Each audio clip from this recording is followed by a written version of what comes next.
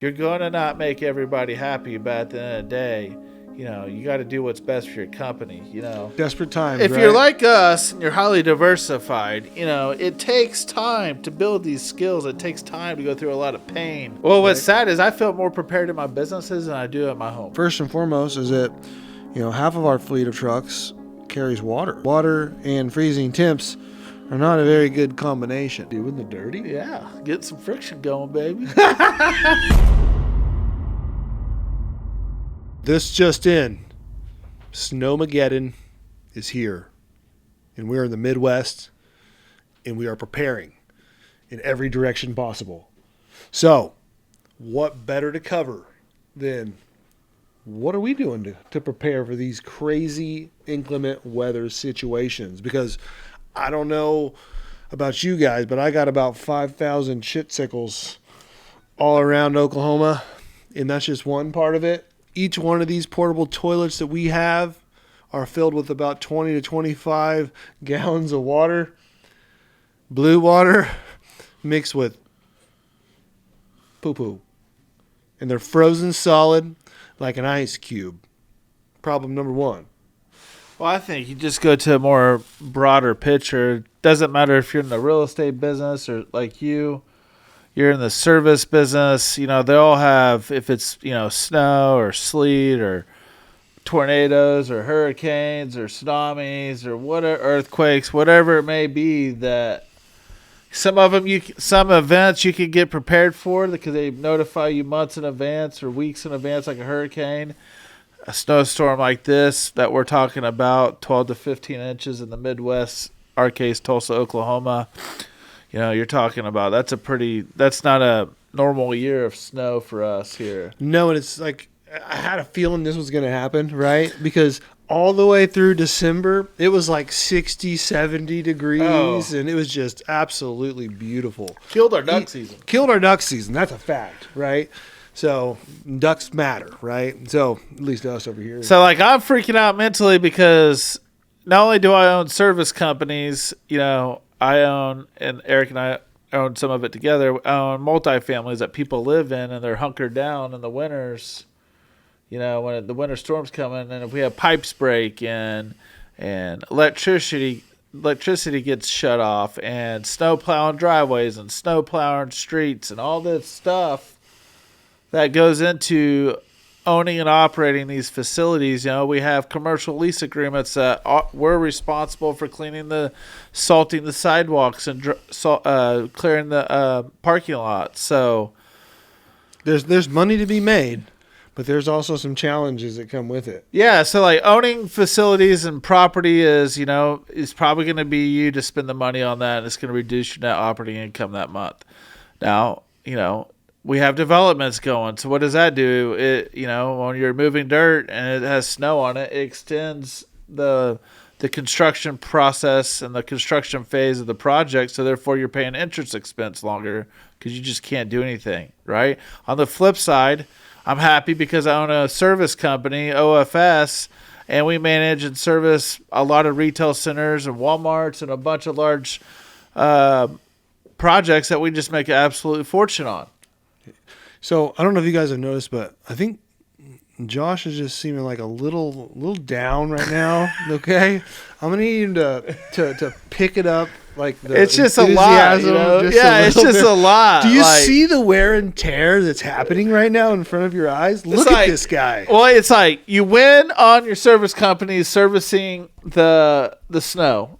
We're going to make an absolute shit ton if we get 12 to 15 inches of snow. Yeah, I get it, for sure. And then you're losing on your developments, probably not as much as you're winning on your snow removal. Yeah. Right? But you might lose overall if you have apartment complexes pipes burst and major insurance claims, or in your case you keep your trucks. Eric's in the service industry for roll off and portable restrooms and everything else, right? And you keep your service trucks on the road too long, and next thing you know they're sliding off and hitting people and creating liabilities. It happens. We have lots of trucks moving around, and then we have certain customers that have certain requirements, right? Where we're sitting here banging our heads off each other, going, "Well, we're going to keep running. We don't really want to, so to speak, but we're going to try to be a good partner and run as long as we can until it's not safe to do so. We obviously don't advise to run if it's not safe to do so, but we are threading the needle, if you will. Yeah, when you're so diversified like we are, it's you lose one way, you win one way, you lose big, you win big. Yeah. And So I agree, right? So let's talk a little bit about preparation in some of these different things, right? Because you're well versed in real estate preparation, right? let's start there. Yeah, let's talk about real estate preparation. Like, if you're coming in, if you got a snowmageddon coming, right? Like we do right now, it's literally here where it's going to like be rolling in an hour or two, right? What do you do as a landlord? What are you doing? So I'm a landlord, a property manager, and a developer, and a construction builder, and a slumlord. Slumlord. So what we do, first step we do is we ensure all of our properties are kind of winterized. So how we do that is we contact all the tenants. We send them out emails with it's like one-page sheet. We're not going to send them 19,000 pages because nobody's going to read that, But it's simple bullet point. Hey, keep your thermostats up. Open your drawers underneath your sinks. Keep your water flowing, dripping through your sinks. Maybe do a little wash here and there. And then just, cover your faucets if you can, if it's that's your responsibility. If not, we try to send people out there to cover them. And then if it's commercial properties, that have sprinkler systems and a bunch of other things, that's a whole nother preventive and maintenance type of item. And we won't go down there, but there's things that we do for that too. So we contact our end user. It's either, if it's a residential case, that's a whole different email that goes out versus a commercial, retail, industrial space. That's that. So step 2 is after we contact the end user, we kind of make our own game plan, right? So we notify all of our vendors that may need to support us if we go down.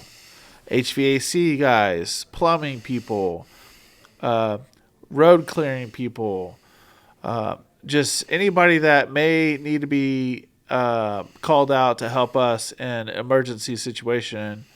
We notify them and let them know that, hey, are you guys available? Are you still working? What are your working hours, etc. Mm-hmm. So that takes a lot because we operate in a lot of different cities and all around the state. So there's a lot of different vendors that we use. It's just a lot of emails, a lot of phone calls, And then we're not their only client, so we have to understand that too. So, unfortunately, we're probably in a lot of these cases we're probably not their largest client, and we know that we're not going to probably be their number one priority. That's just how it goes. Sounds like to me that you got to stay in front of that pretty heavy. That way you can get on the list a little. Well, when we first started, I'll give you an example. When we first started in the multifamilies, we build large enough complexes. We had sprinkler systems. Well, we had so many different projects. We had some projects that were full, meaning full of tenants. And usually when a tenant is in there, they're keeping it warm throughout the winter, so we didn't have a lot of sprinkler issues, right? But then we learned the construction phase, some of the sprinkler systems were powered on, and the next thing you know, we had pipes bursting everywhere, water draining through our sheetrock, and it was just a disaster. And then we had ones that were like not in full construction, but they were 75% leased up, and we had 3 or 4 units that were not fully leased, and we didn't have, good systems put in place to make sure that those didn't freeze. And we had 2 units that froze, pipes burst, and leaked into the remaining units on the next door. So last freeze for me was not fun. It was very expensive. I won over here. I lost over here. It's probably net break even, but the stress level wasn't worth it. But at the end of the day, that's what you do when you're an entrepreneur. You work through the problems. You take care of your client. You wake up early, stay late, and you don't. You learn from your experience, and that's one thing I've learned is a lot through my experience. So usually the things that cost you a lot of money out of your pocket, you tend not to try to do again. So this snowstorm, I don't think it's going to be as bad as consecutive days of last year when we had 10 consecutive days below negative wind chill. Mm-hmm. So I think this one's going to hit us and kind of move on. Hopefully, it's what I'm banking on. for both of our sake. Yeah. Now, on service companies, that's a whole different deal. Let's talk about that. You know, you're heavily involved in the service industry. Luckily for your types of services, they're not really that you're in charge of. They're really not needed during for the vast majority of what you provide. They're not needed during a snowstorm or any type of storm for that matter. Yeah, but there's a handful of challenges, right? Is that sometimes emergencies are necessary, right? So let's talk about trucks, right? First and foremost is that, half of our fleet of trucks carries water. Yeah. Or should carry water. And water and freezing temps are not a very good combination, right? So we have to prepare for that and understand the challenges with that and how to do it and when to empty your trucks and making sure you're not storing your trucks in areas that are going to get your water frozen. So we have to empty everything every night. Talking about diesel trucks that we run, you gotta plug them in, because if you're, say you ran all day, then you're over the night, you're not running, and the next day you get there in the morning and the thing won't start because it hadn't been plugged in. The block heater ain't plugged in. Or you're trying to roll, in Eric's case, one thing he's learned is, and what we've learned over time is, here in Oklahoma, we don't get like long consecutive days below freezing. Usually it heats up during the day and it might get below freezing during the night. So like Eric tends to run his portable restroom and other type of fluid hauling trucks throughout the day. But the issue is it might be right at the freezing level or right below, right? So it's not freezing your water in the trucks or your pumps or your hoses or whatever. But when you're going 70 miles an hour down the road, it tends to freeze up. So now it's slowing down your service levels. It cuts into your margin, right? There's so many factors into this stuff where you have to, it takes time to navigate that, being in these business lines. And you'd have to sometimes, you're going to not make everybody happy, but at the end of the day, you got to do what's best for your company, Yeah, and I think a lot of that is coaching your customers as well too, and then make sure that your sales guys are well versed and understand the capabilities, right, of operations, and that they can communicate that appropriately when you get phone calls where if we weren't there, or we were there but we didn't service it for one reason or another, right, for inclement weather, that they are versed enough in the operations of what's going on to communicate to the customer why something didn't happen, right, so that makes reasonable sense. 100%. Right? So, and you can communicate through email, through text, through phone call. I think a lot of it just depends on what type of customer it is, what type of business line you're in, how many of those phone calls, and what scale of business you're in. If you have one customer, it's pretty easy to pick up the phone and be like, hey, followed up by email or text. But if you have, like Eric's case, thousands of customers, you probably can't manually call each one of those customers. It's going to be a lot tougher. So you have to have a different set of systems to touch all those. 100%. So, I mean, for you good boys listening to us up north, New York, Minnesota, Chicago, probably laughing at you're us. laughing at us and saying, what wimps. We do deal with this every day. For us, for you boys south of where we're at, and you rarely get snow, and your vendors that you rely on to provide you the material to prevent a lot of issues, Walmart, Home Depot, Lowe's, whomever it may be, you're buying salt from, you're buying hose bibs for your faucets, whatever it may be, they might not even be able to get those things fast enough. Well, it's funny you say that. Let me share, and this is so funny, and I don't know if it's just the Midwest, but every time there's something like this that's coming, people are losing their effing minds. In Oklahoma, for sure. Oh, my Lord, it's crazy. So this is Wednesday. So this is go backwards 2 days, right? Rewind 2 days. I'm 2 days ahead of this storm, right? My wife's like, hey, you better get some milk. Our kids love milk. I don't really care about having any milk, but my kids like it. So I go to Brahms to get some milk, which is pretty popular around this area. They have the best milk. And long and short of it is I get there's not a single gallon of milk in this place. I go to the other Brahms, not a single gallon of milk in there. And I'm like, this is 2 days before. We have no milk to be found anywhere. People freak out on these storms. It's crazy. And I'm like, well, babe, sorry, right? There's no milk left. Shoot, when you go to those big grocery stores and you go to the aisles and you're like, who buys this shit? And toilet paper?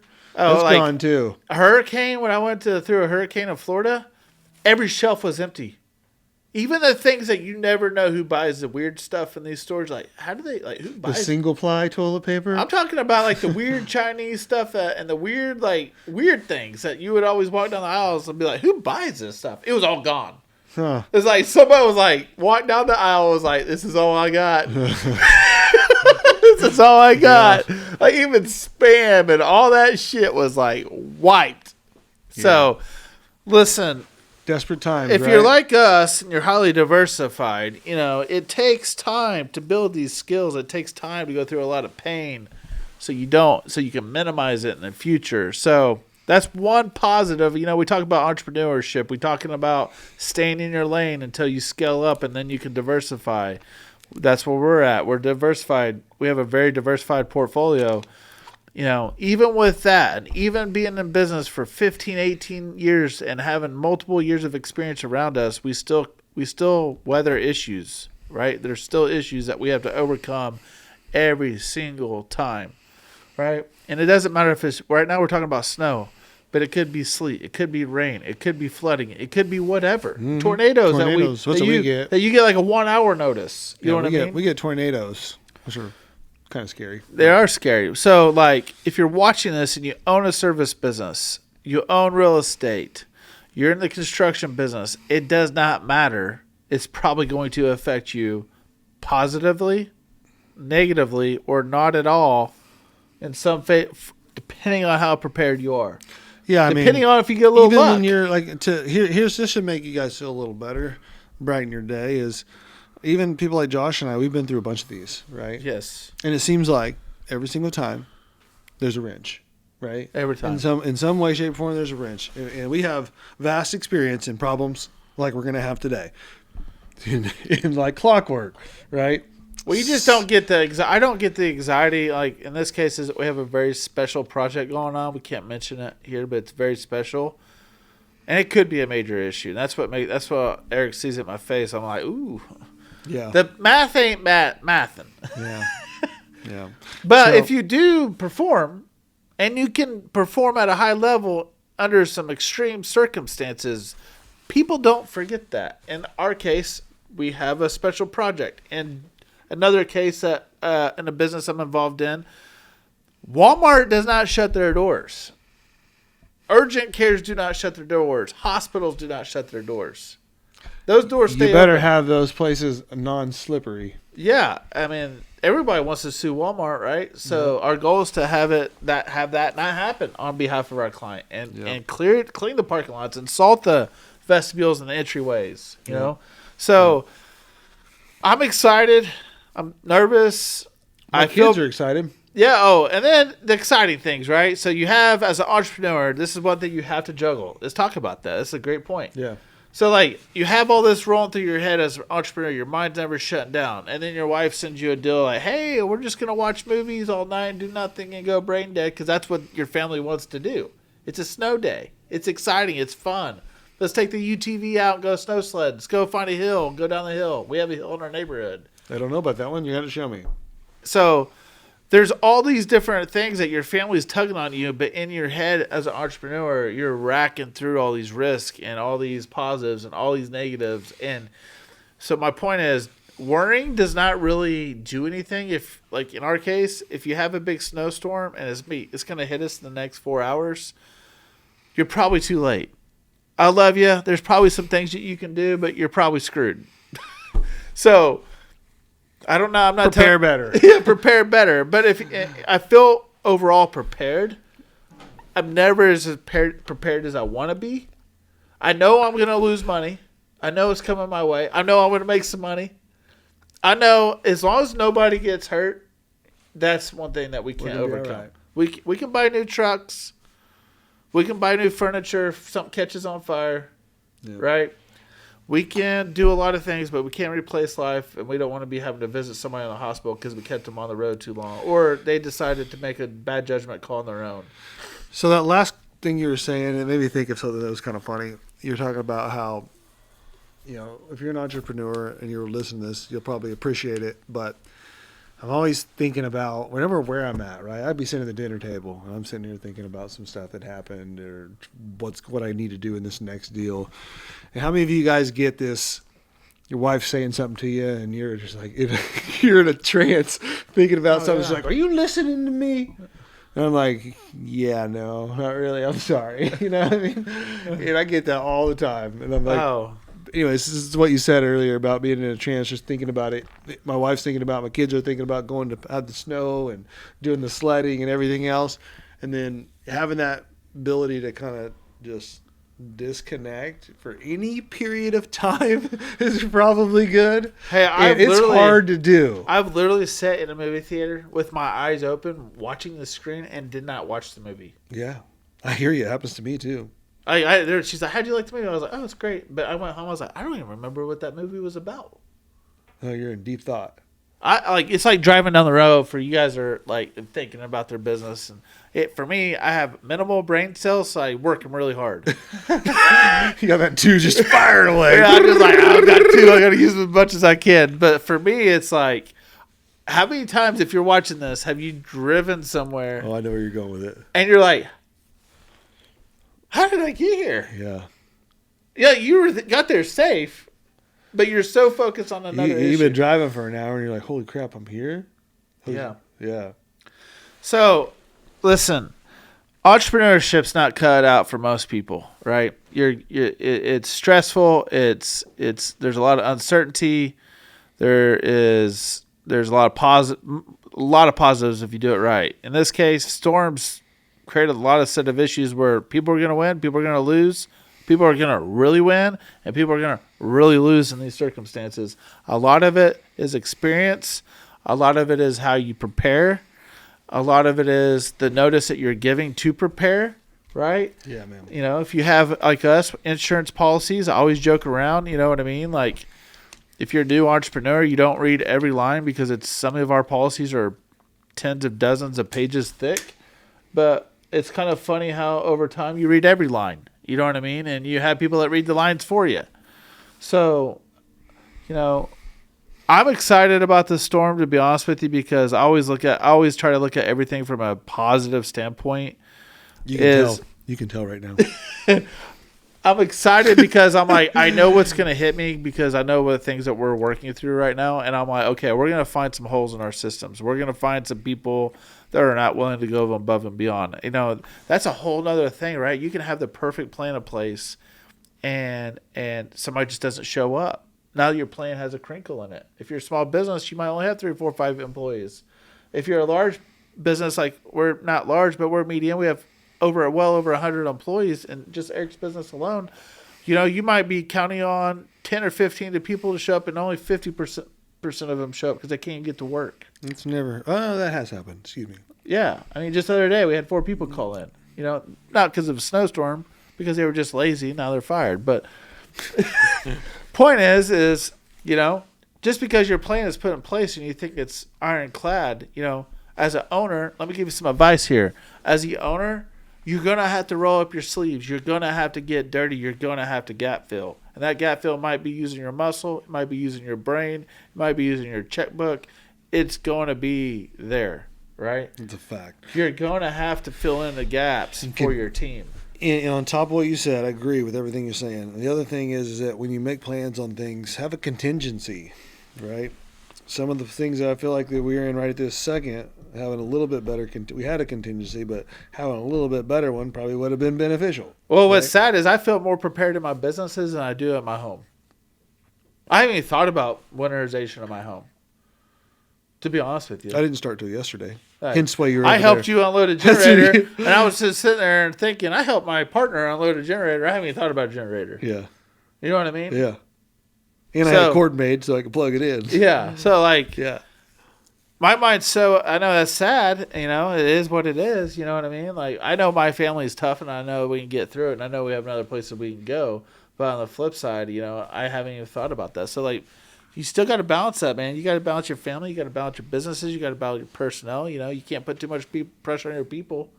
You know what I mean? They have Not families these days, too. you can't. Yeah, exactly. So it's 2026. We're making a podcast. Our snowstorm's going to hit us in 3 hours. Yep. You know, we wouldn't be sitting here making a podcast if we didn't think we were somewhat prepared. That's a fact. You know, and I was laughing. My wife was like, "What are we gonna do if the power goes out? The generator stops?" And I'm like, "Well, thankfully, my truck is 4-wheel drive, and it's probably one of the better trucks in the snow that they make. So we can jump in the truck, and we can probably get the hell out of here if we needed to." Oh, I was telling my wife we better start doing the dirty. Doing the dirty? Yeah, get some friction going, baby. How's that go for you? Well, the problem with it is it probably only heat up for about 2 minutes. Yeah. 2 minutes? That might be a stretch, Oh, but shoot. who's Hey, counting? so we'll end it with this. You know, it doesn't matter if, like we said, we'll recap. If you're in real estate, service companies, it doesn't matter if you're employing just people and you're giving your consulting company. There's going to be pressures put on you when you have weather and other circumstances face your way. In this case, snow. Snow is a big one, right? It limits a lot of movement. It limits a lot of things in our case. So be prepared. Take the challenge. You know, don't crumble. Take care of your clients. Take care of your customers. Show that you care. Answer your phone. Don't ghost them because you don't have a good answer. Just be upfront and be honest. Everybody knows most people in the world are, you know, they're understanding if you answer your phone and let them know that you care and you're trying to help them out, right?